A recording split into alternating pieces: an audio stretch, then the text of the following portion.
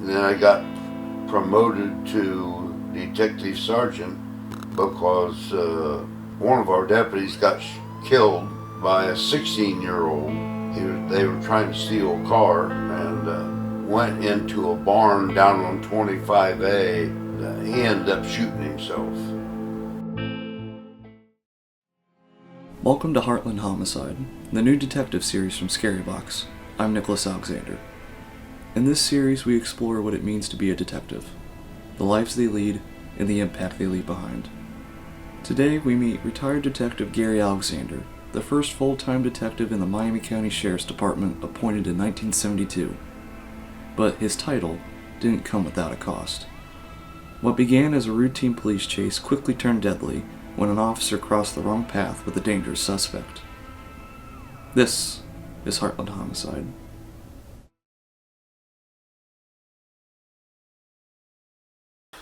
My name is Gary Alexander. I first joined the Pleasant Hill Police Department. Was on there a year and a half to 2 years.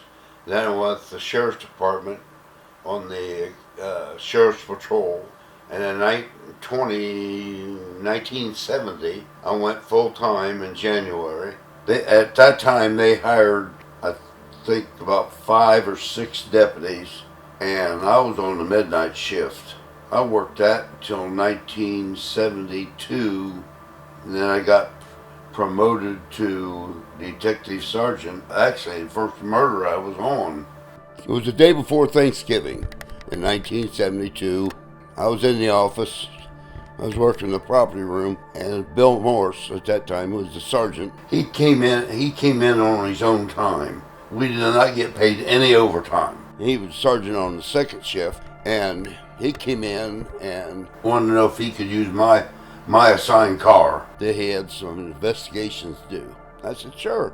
I said, I got to work in the property room, so go ahead. At that time, we were working out of our training center because the jail was being tore down for a new one. Later, Deputy Yanis, his first name was Maynard, he was working dispatch a little after around 4 o'clock, 3:30, something like that.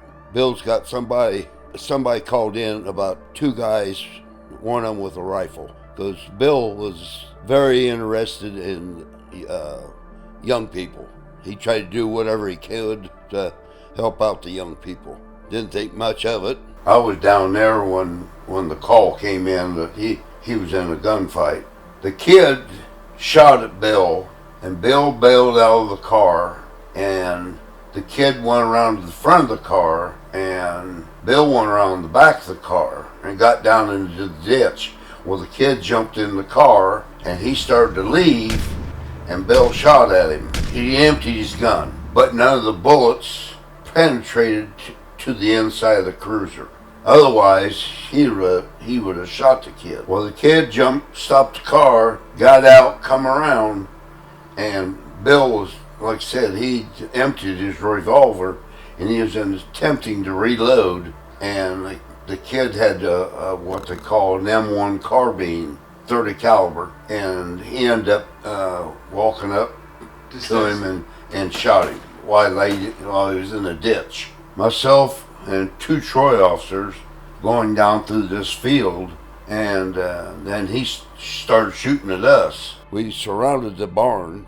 Second suspect, when the shooting started, he took off running towards the interstate. I went one way, and them guys went the other way, and it was funny. At the time, it was kind of... But anyway, these guys, one of them was pretty heavy. Mm-hmm. He jumped the fence. Both of them jumped the fence. They were going out, like the barn was one way, and the kid could see them going, and he shot at them. And then I went, like I said, I went the other way. I went towards the house and barn. I got there and got the owner of the property to give me a phone out through a window, and I called our dispatcher and told him where I was at and where the kid was at.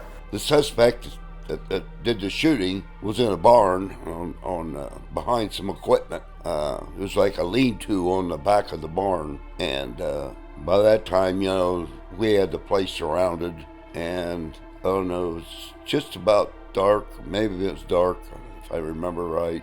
We threw tear gas in the barn, and then we waited, and nothing came on. But one of the officers said that before we did that, he had heard a shot. He thought the suspect was firing at somebody, because we had people across the field in a fence row. And when we finally entered the barn, we found the suspect.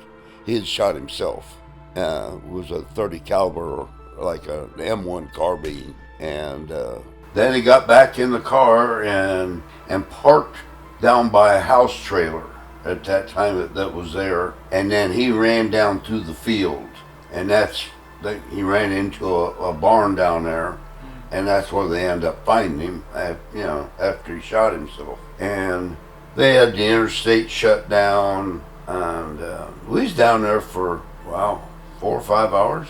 There was another kid with him, and we found out who that kid was, and Montgomery County went and picked him up and brought him up. Well, we had statements from witnesses that he had nothing to do with it, that he took off running. He ran to the interstate and got a ride back down to Dayton, and he was never charged. I promoted a detective to sergeant after Sergeant Morris got killed. There was 2 of us that got promoted. I got promoted to detective, and Billy Ray, he got promoted to a road lieutenant, or road sergeant. And I was actually the first full-time deputy, or detective.